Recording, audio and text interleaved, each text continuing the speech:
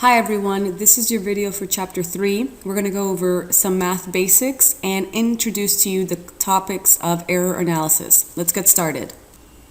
The opening to this chapter starts with this paragraph. Let's suppose we measure the density of a mineral by finding its mass, which happens to be 4.635 plus or minus 0.002 grams, and its volume 1.13 plus or minus 0.05 mils. What is the uncertainty in the computed density, and how many sig figs should be used? This chapter is going to help you answer these type of questions because it's not as simple as just adding those uncertainties. There's a bit more that goes into it, and we're going to learn all about the real rule of significant figures when it deals with error analysis.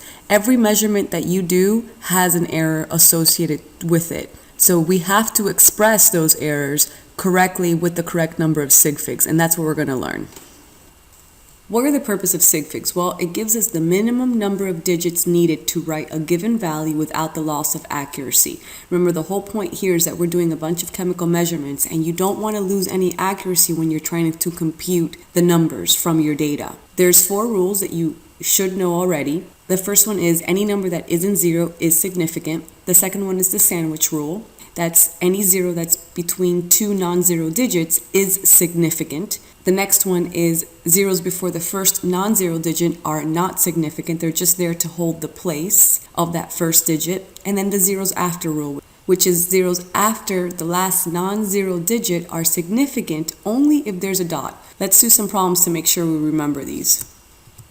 Let's try these. How many sig figs are there in each number below? The first one says 1.9030. Well, I know that the last 0 is going to count because I see a decimal place. And of course, the 0 between the 2 numbers is sandwiched in, so that one always counts. So there's a total of 5 significant digits in that first number. What about number 2? Here we have zeros before the first non-zero digit. Those zeros do not count ever because they're just there to hold the place for that first non-zero digit, the 3. What about the 0 after? The 0 after counts because there's that decimal place in that number. So there's a total of 4 sig figs in that number. What about the third one? There's going to be 3 sig figs in that one because, again, there is a decimal place. And that 0 counts because I see that decimal place in that number. What about the last one? It's 10,000. Do you see a decimal place? No, you do not. So that means that there's only 1 sig fig. All the zeros after that last non-zero digit are insignificant if you do not see a decimal place. Those zeros are just there to hold the 10,000 place for that 1. So again, there's only 1 sig fig in that number. I hope this brings back good memories because we're going to do these and much harder ones when we deal with error analysis. All right, let's move on. What about sig figs in arithmetic? Well, you should remember that when you're adding and subtracting, the number of sig figs is determined by the least number of digits you have in your numbers. Because remember, you can't be more accurate than your least certain data point. What about multiplying and dividing? Well, that's the easy one. That's just the least number of sig figs in either of the numbers. Maybe you guys haven't done logs or anti-logs, but here is the rule for them. It's quite simple. The sig figs in the number equals the sig figs in the mantissa. Now, the mantissa is just a fractional part of a number.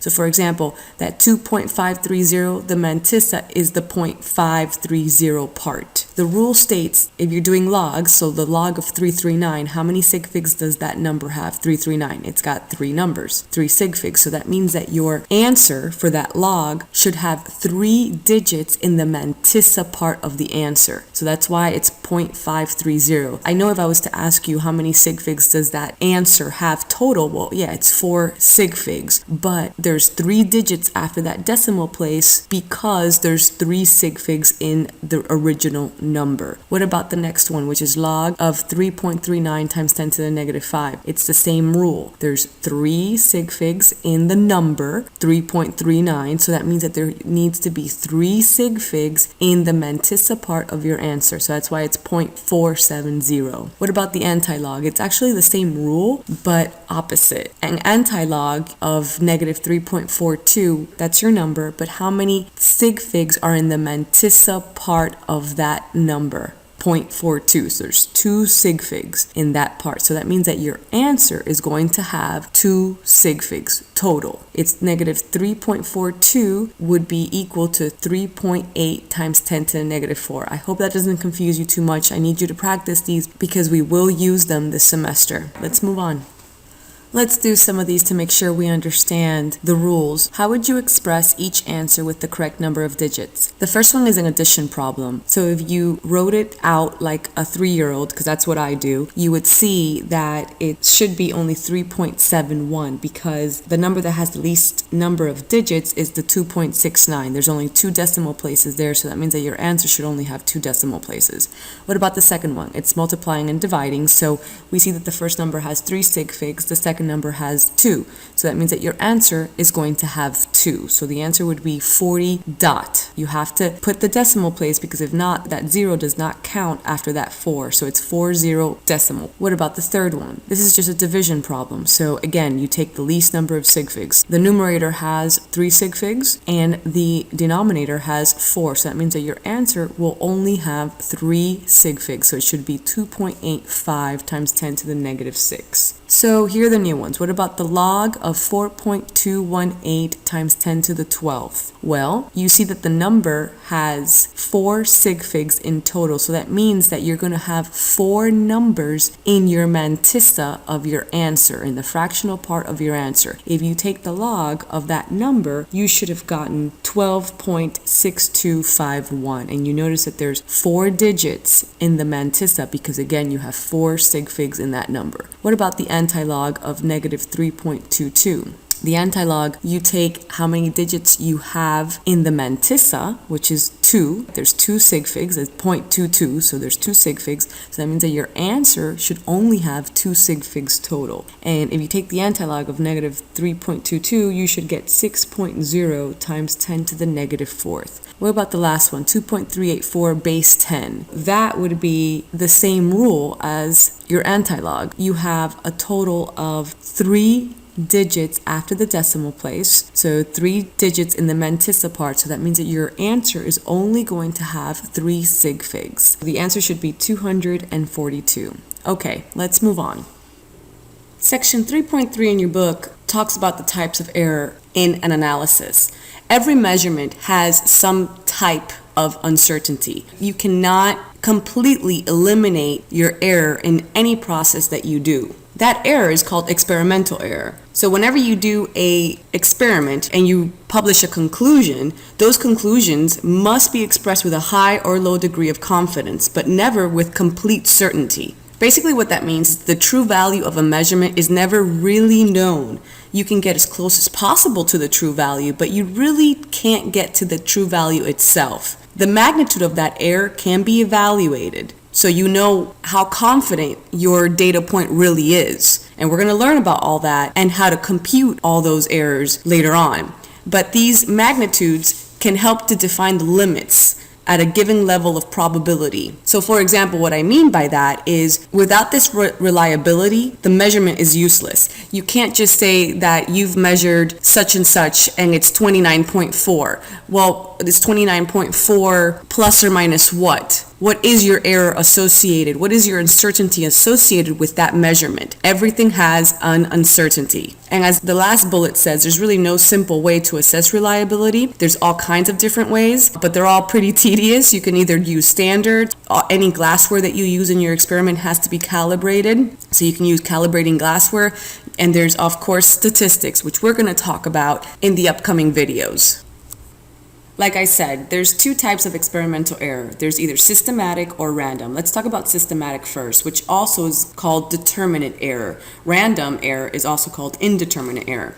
Systematic error can be discovered and corrected. For example, suppose you were weighing out some water in a burette that was uncalibrated. That's a systematic error if you can discover it and correct it. The manufacturer's tolerance for that burette that you're using is plus or minus 0.05 mils. So for example, when you think you've delivered 29.43 mils, the real volume could be 29.4 mils and still be within tolerance. One way to correct for an error of that type is by constructing an experimental calibration curve like the one I'm showing you right here. So what you would do is you would go ahead and deliver the water from the burette into a flask and weigh it. convert that mass of water into volume and do that for a couple of points, and the graph should tell you to apply the correction factor that you need. For this instance, it tells us to apply a correction factor of 0.03 mils to the measured value of 29.43 milliliters that we originally got, to reach the correct value of 29.4. Realize that systematic error can be positive or it could be negative. The error is repeatable, so if you don't notice it, that error is going to always be there. But if you're, like the book says, if you're clever, you can detect it and correct it.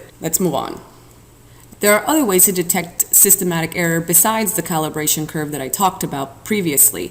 You can analyze samples of known composition. For example, use a standard reference material, something that you would purchase from NIST, National Institute of Standards and Technology. So you can analyze samples that have a high value of certainty against what you think you're supposed to be getting. Another way to detect it is you can analyze blank samples containing no analyte. So if you observe a result that actually gives you a data point, then you know that your method has to subtract that amount, because your blank is giving you a response. So that response has to be subtracted from your actual data. You can also use different analytical methods to measure the same quantity. If the results don't agree, then there's some sort of error in one or more of those methods. Finally, you can use a round-robin experiment, which basically means to analyze identical samples in different laboratories by different people using the same or different methods. The results should be the same anywhere you do the experiment if you follow the experiment exactly the same way that you did it. The other type of error is called random error or indeterminate error. And this arises from limitations on our ability to make physical measurements and on natural fluctuations in the quantity being measured. As I've written here, it has an equal chance of being positive or negative.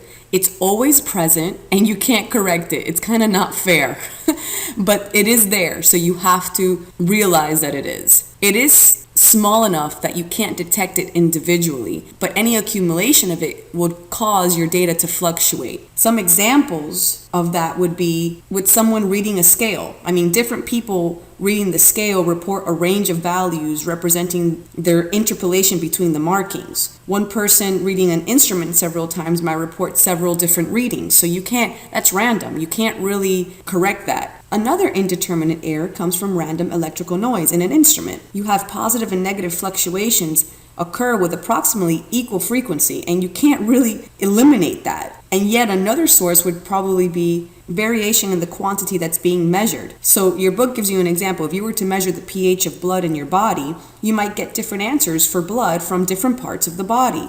And the pH at a given location might vary with time. So these are errors that are always there, but you can't correct them. You just have to know and accept it. All right, let's move on.